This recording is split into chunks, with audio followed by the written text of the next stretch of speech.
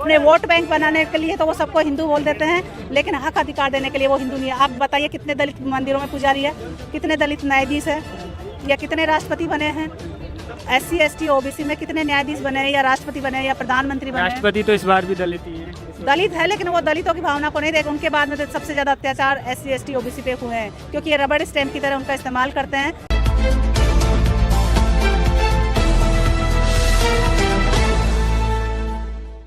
BJP द्वारा भारत को पहली आदिवासी राष्ट्रपति मिलने जा रही है, जो अब लगभग तय है। तो ये RSS की हिंदुत्व विचारधारा की एक बड़ी जीत है।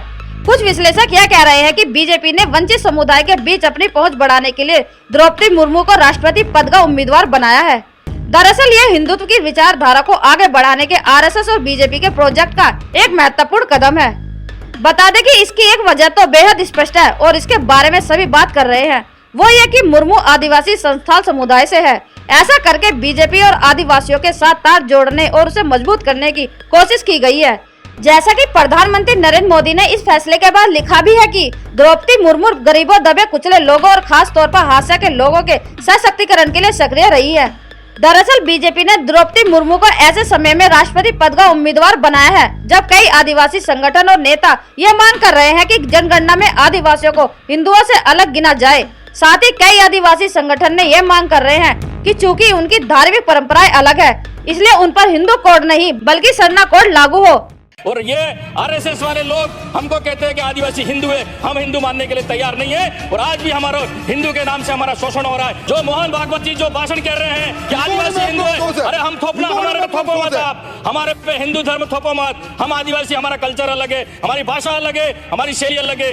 हम इस हिंदू नहीं मानते, हम अपने आप में अलग है। आदिवासी हमारा धर्म कोड अलग होना चाहिए, ये हमारी मांग है। झारखंड के मुख्यमंत्री हेमंत सोरेन ने पिछले साल हार्वर्ड यूनिवर्सिटी के एक कॉन्फ्रेंस में कहा था कि आदिवासी कभी हिंदू नहीं थे, वे प्रकृति के उपासक हैं, इसलिए उन्हें मूल निवासी या इंडिजीन्स कहा जाता है।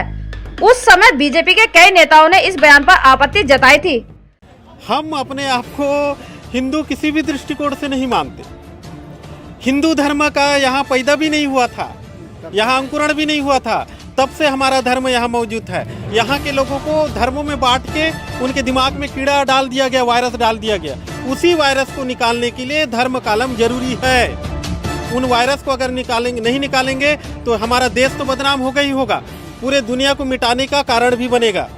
बता दें कि आदिवासी की हिंदुओं से अलग पहचान की चाहत RSS के लिए परेशानी की वजह है। RSS को लगता है कि आदिवासियों के बीच पनप रही ऐसी प्रवृत्तियों को रोकना जरूरी है, वरना हिंदुओं का बहुसंख्यक होना खतरे में पड़ सकता है। बीजेपी और RSS आदिवासियों को हिंदू खेमे में देखना चाहते हैं। ऐसी स्थिति में हिंदुओं के प्रति भक्ति का सार्वजनिक प्रदर्शन करने वाली द्रौपदी मुर्मू को राष्ट्रपति का उम्मीदवार बनाकर RSS बीजेपी ने आदिवासियों को सही संदेश देने की कोशिश की है। यह संदेश उन आदिवासियों के लिए भी है जिन्होंने धर्म परिवर्तन कर लिया है। ब्यूरो रिपोर्ट, बहुजन हलचल।